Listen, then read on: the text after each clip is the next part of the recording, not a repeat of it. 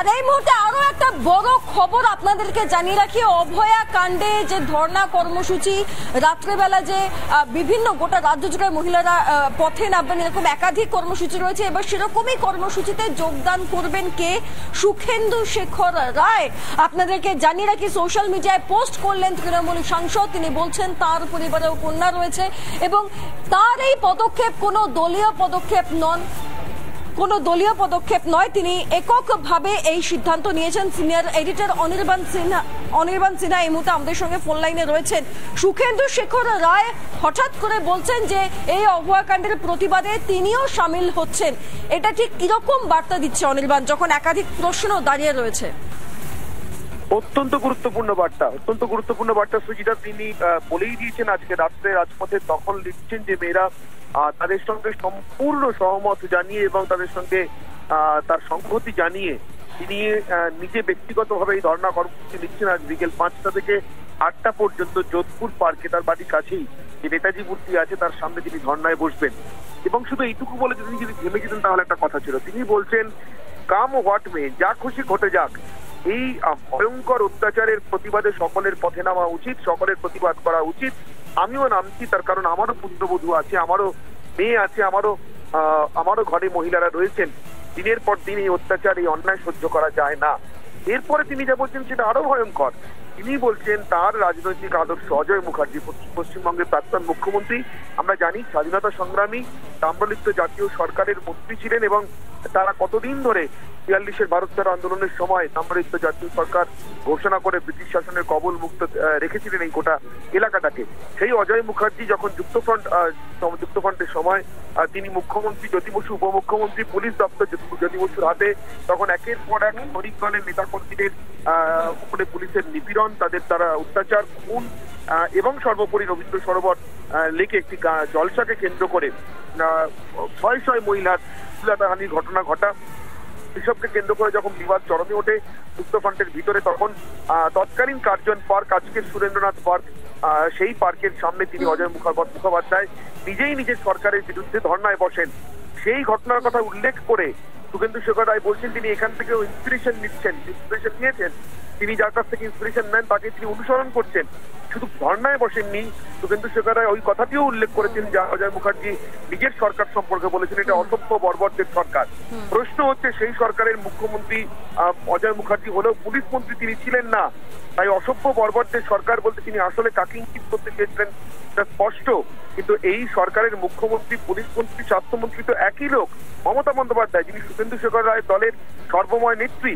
তাকে যখন নেটিজেনরা তার এই পোস্টের পর এক্স্যাক্টলি তাকে সেটা স্মরণ করেই দিচ্ছেন, তিনি বলছেন এটা দল দেখার সময় নয়, কাম হোয়াট মে, যা খুশি ঘটে যাক। আমার শরীরে আমার স্বাধীনতা সংগ্রামী বাবার রক্ত রয়েছে, যিনি নেতাজির সঙ্গে রাজনীতি করেছেন।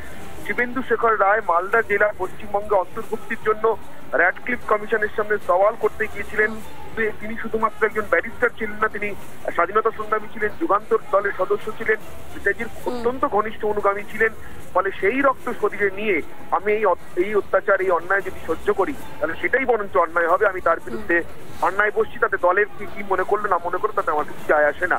আমি তাকে ব্যক্তিগতভাবে প্রতিক্রিয়ার জন্য ফোন করেছিলাম। তিনি জানিয়েছেন ধর্ণায় বসার আগে তিনি সমস্ত সংবাদ মাধ্যমের অনুরোধ করেছেন তার কাছ থেকে কোনো প্রতিক্রিয়া না চাইতে, যা বলবার এই ধর্ণা মঞ্চে বসে নিজেই বলবেন। এবং আমার ধারণা আজ বিকেল 5টা থেকে 8টা যতক্ষণ এই ধর্ণা চলবে, সুখেন্দু শেখর রায় আরো বিস্ফোরক এমন কিছু বলবেন যা শুনতে নিশ্চয়ই মমতা বন্দ্যোপাধ্যায়, তার দলনেত্রী ভালো লাগবে না। রাজ্যসভার অত্যন্ত সিনিয়র একজন সাংসদ, 3 বারের সাংসদ, এই বর্তমান টার্ম তার 3য় টার্ম চলছে। এই অবস্থায় দাঁড়িয়ে সুখেন্দু শেখর রায় যে অবস্থান নিলেন এই অভয়ার ঘটনার পরিপ্রেক্ষিতে, তাকে তৃণমূল কংগ্রেসের জন্য বিরাট বড় অস্বস্তি এবং উত্তর দেওয়ার জায়গা তৈরি করলো। সৃজিতা,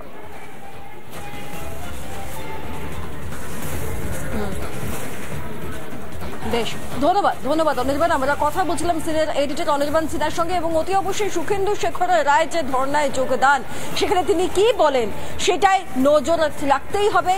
দেশের রাজ্যবাসীর যেমন নজর থাকবে, তেমন খুব গুরুত্বপূর্ণ ভাবে হয়তো দলেরও নজর থাকবে।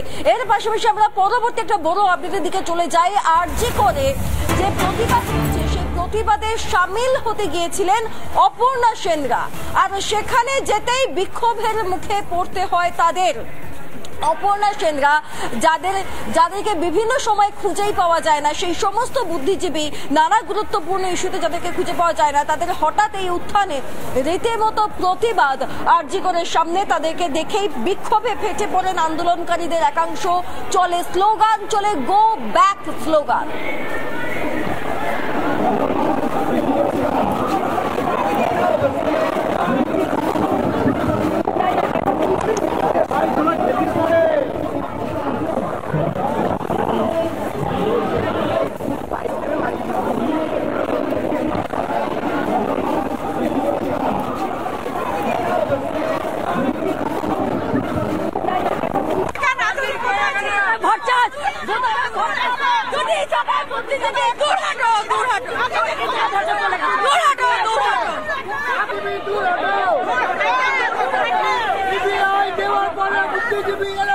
জবাব চাই, জবাব দাও।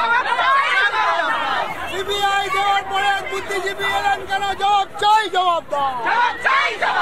সরকারের চটি চাটা বুদ্ধিজীবী দূর হটো। চটি চাটা বুদ্ধিজীবীকে চাইছি না, চাই না, চাইছি না, চাই না। চটি চাটা বুদ্ধিজীবীকে চাইছি না, চাই না, চাইছি না, চাই না।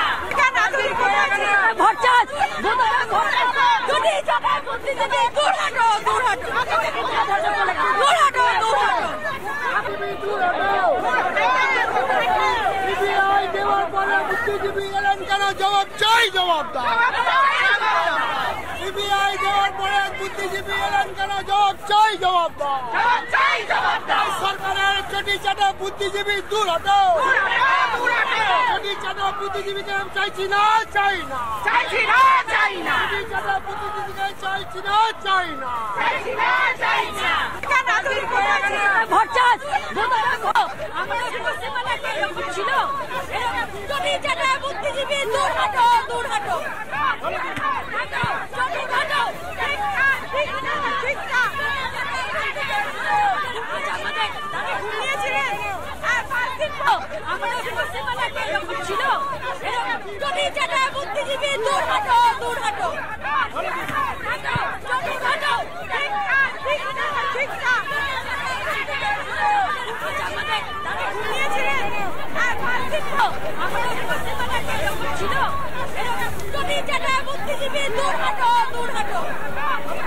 যে ছবি আপনারা দেখতে পাচ্ছেন, মূলত অপর্ণা সেনরা যখন এই প্রতিবাদে সামিল হতে যান, অভয়া কাণ্ডের প্রতিবাদে যখন সামিল হতে যান, আন্দোলনকারীদের সঙ্গে দেখা করতে যান, তখনই বিক্ষোভের মুখে পড়তে হয় তাদের।